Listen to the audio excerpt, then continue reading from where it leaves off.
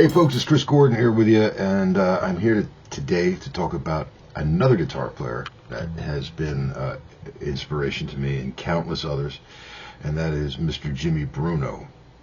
I'm going to be talking today about how I've incorporated his five fingerings into my playing as of recently.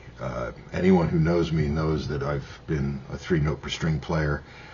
Love them, use them a lot, but over the course of the past, 6 months or so, I've been tuning into a lot of Jimmy's videos just to kind of pick up some ideas and get inspired. And if anyone has seen his videos, they definitely do that as well as other things. Funny guy. Anybody who had seen my interview with him about sometime last year or the year before will attest to that. He's one of the funniest guys around, but he's also a national treasure, one of the best jazz guitar players of his generation, and it's great to have him around and learn from him. So I want to preface this by saying that in no way am I going to be using this in a jazz context. I'm a rock player.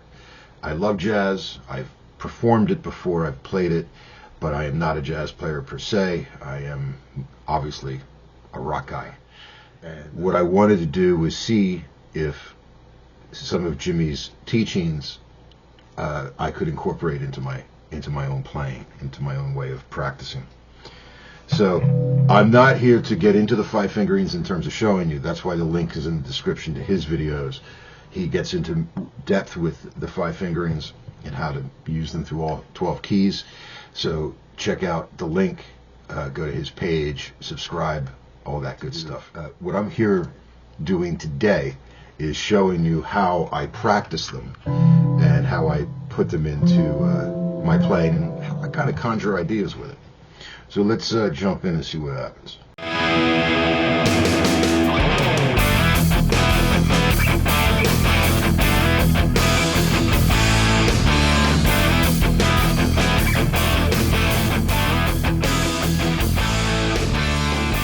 Before I jump into this in depth, the idea of the five fingerings are, as Jimmy calls them, pitch collections. And when I first watched one of his videos where he talked about how they're not thought of as scales, at first I was a little befuddled by that. But then when I started to work on them, I started to understand what he meant, or at least what it meant to me, was that they are collections of pitches that are available to you in particular areas of the fretboard, and it's conducive to melodic playing. And that's really where I saw it work for me, as opposed to the 3-note per string patterns, which, believe me, I love them. But they weren't conducive, for me anyway, as a melodic cell. They were just, it's like, put it this way. The analogy I'm going to use is the 3-note per string system is the interstate. They're interstates, it's like you can take 95, you can take Route 80, you can take 40, you can take all of those routes, and they'll get you where you're going. But these fingerings, I found, help me understand the nuance of melody and also voice leading. So let's jump in and I'll show you what I mean. So I'm going to start here, C major, position, not position fingering, position 5. Now, first thing I'm going to do is I'm running them, just really getting familiar with the way they lay out. But notice I keep resolving to my C because that's where I'm in. I'm hearing C, I'm thinking C.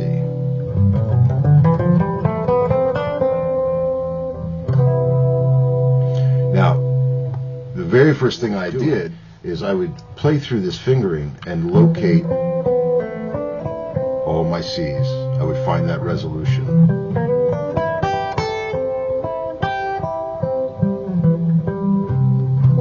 And finish off with a voicing. Here I'm using a C major 9, use a C major 7, C major 6, C triad,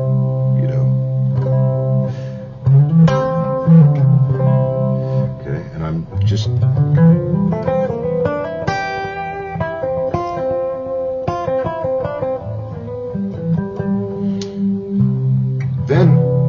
I would think of other chord tones.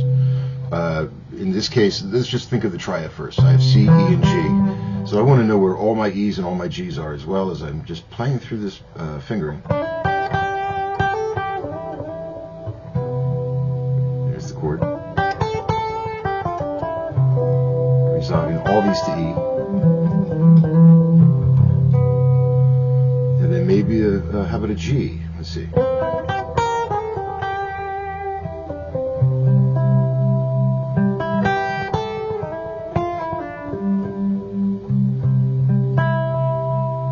It's all very nuanced. Now I'm going to look for the 7th, B.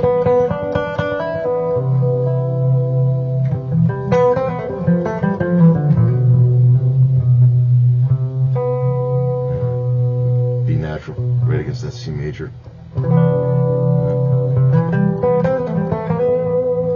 And then maybe, how about the 6th, A.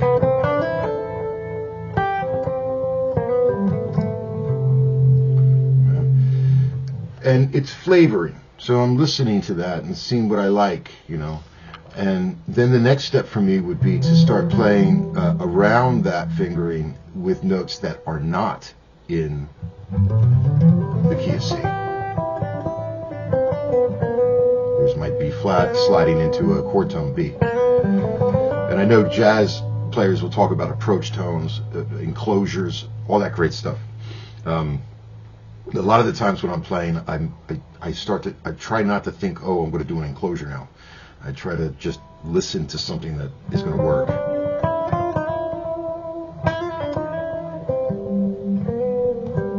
There, I'm going to bend into it now.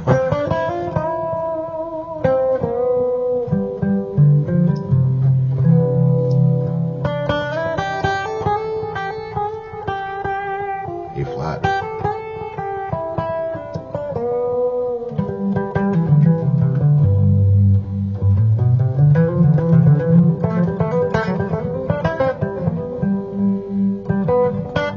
There's G triad. I'm not going to get into that today. I'll talk about that another time, because there's all the triads live in these fingerings as well. I'll get into that another time, because I don't want to get too off base with my initial approach to this concept.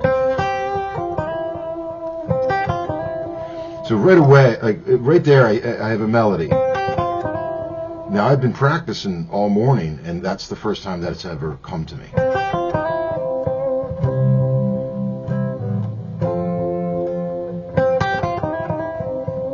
I went to a 4 chord, I went to an F chord in that same fingering. So here I have the C triad, F triad.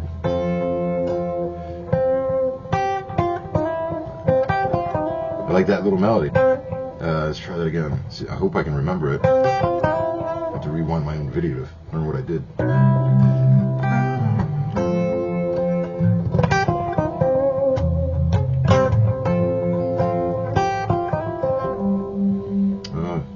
Variation, I like that too. There you go.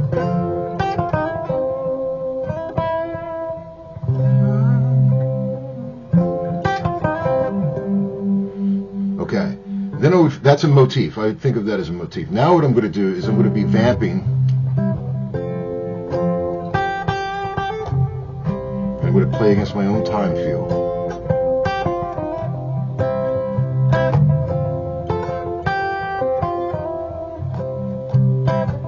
It's funny, it gets a little tricky because you want to stay in your own feel of time, and I'm not thinking of backing tracks, I'm not thinking of metronomes or drum machines, even though I have all of that here and I love working with them.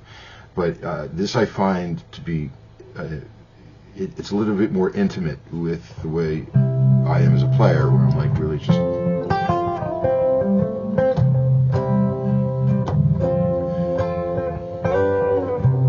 okay, what happened there?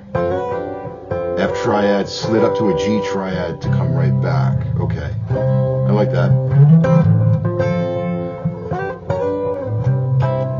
You can remember this. I'm sorry to interrupt myself, but this is not phrasing or thinking in a jazz feel. I'm thinking into my rock feel. It's still using Bruno's concepts. So maybe I don't want to leave the fingering, but I like that sound, or I like that idea of F to a G. The reason the G triad works here is because G is in the key of C. I'm going to bring that G down here. How about this?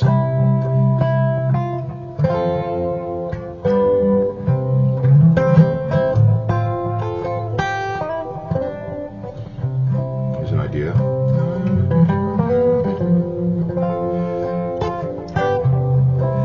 So now that I have this, now I have to try to get an embellishment line from the fingering.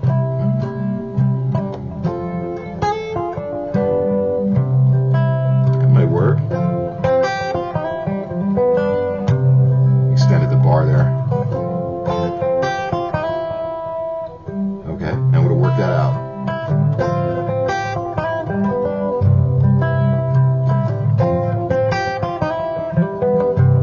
So there, I might have, like, that's an idea. That's a, and I'll record that, and I'll be like, yeah, that might show up in a tune. That might end up at an outro jam with the band, with the fellas. We might be just jamming on that at the end. Something I hear a lot of the Allman Brothers do, who I'm a huge fan of. So that's there, position 5 or fingering 5, but still thinking of C. And there I had my one chord, 4 chord, 5 chord. So now I'm going to take this idea and I'm going to move up. That was fingering 5. And I'm going to move up to fingering 6. Called fingering 6. Now you might look at this and say, hey Chris, that's the A minor scale. Yeah, it is, but I'm not hearing it as A minor. I'm hearing it as C major.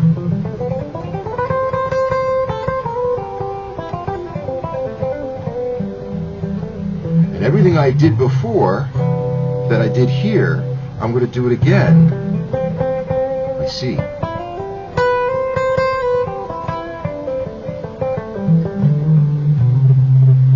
And I'll do that with all the intervals as I did before, the chord tones. And then maybe move into that progression that I had before, that 1 to 4 progression. C, in fingering 6. Now I have other ideas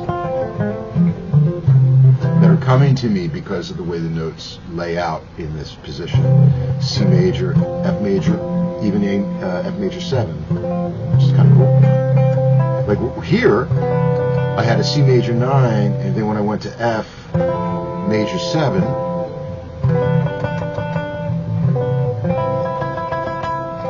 or even that, so I've got like voice leading here.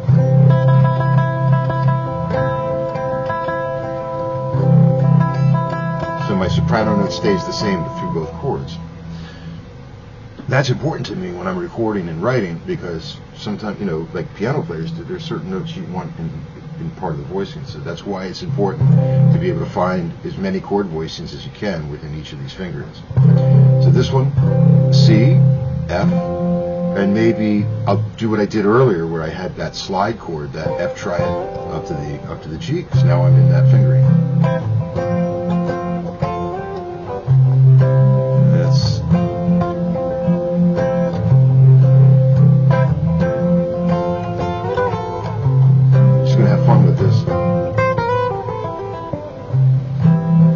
Again on the phrase. Here's a fun one. Little walking line, right? A, B flat, B, back to C.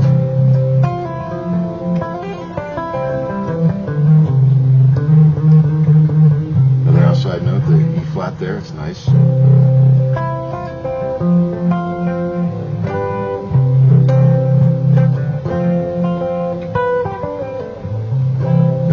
I just arpeggiate the triad. Alright, there we go.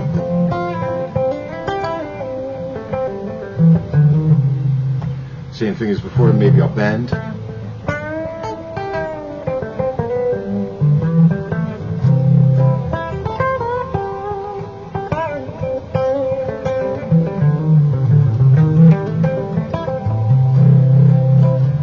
That's a fun little trick. Maybe I'll talk about that another time, where I'm extending the line, the lead line.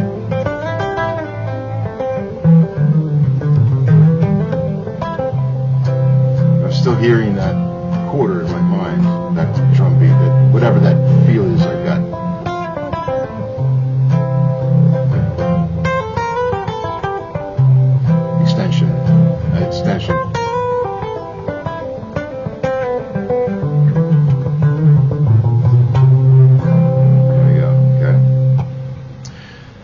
there, I'm going to move up to fingering 7, which starts on the 7th degree, B.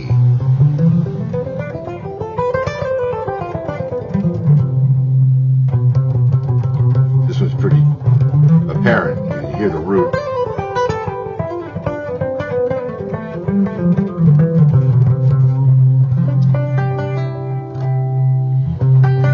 My favorite C voicings.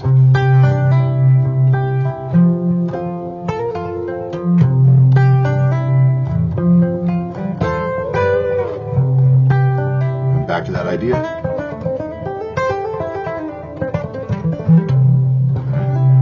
C major. I'm in this position. Jimmy talks about this a lot, one finger per fret idea. And this is where I find the convenience of melodic development.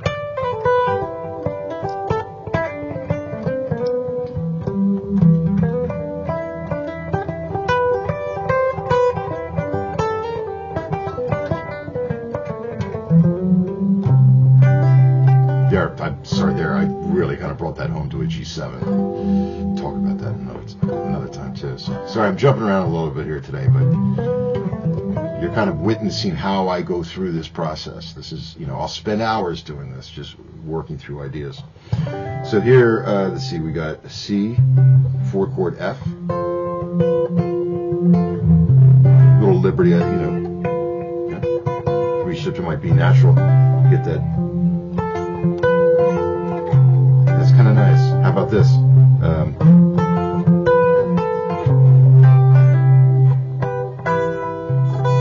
More triads. We'll get into that another time.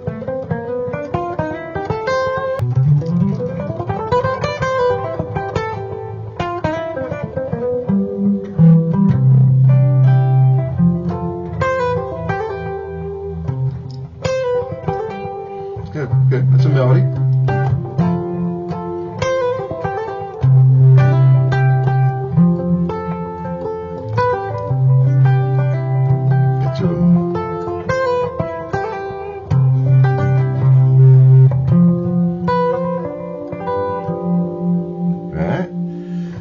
Up to fingering 2, which is how I started the video. So here's fingering 2. Again, just shedding through it, waking up my picking hand, that kind of good stuff.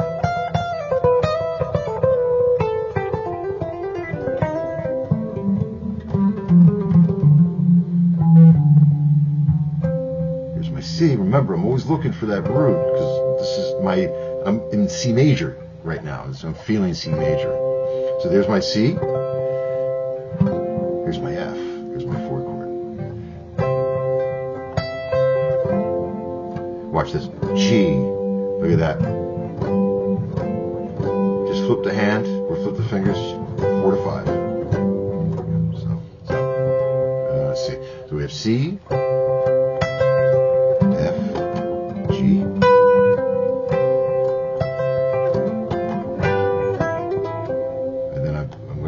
Embellish the line. Let's try this.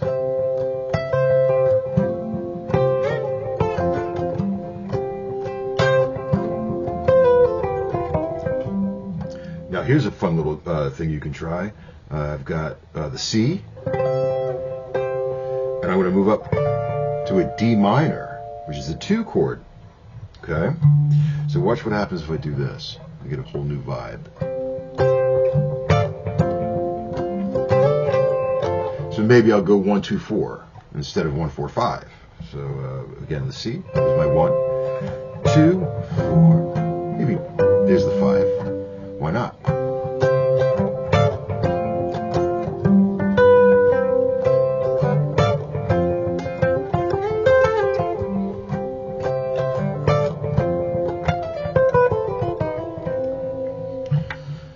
And then finally we land in fingering 3. Starts on the 3rd degree of the scale, which is E.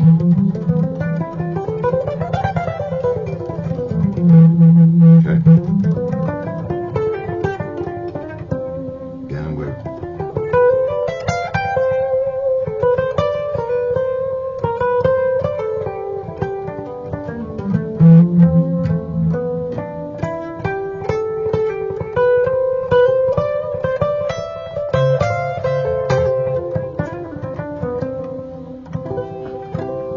chord, C major 7 chord. You know, it's all there in the fingering. Okay.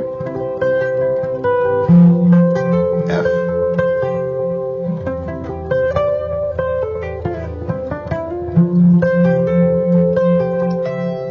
It's kind of nice.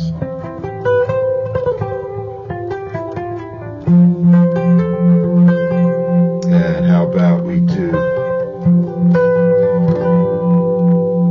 G7? Get the F there and put the G triad up top.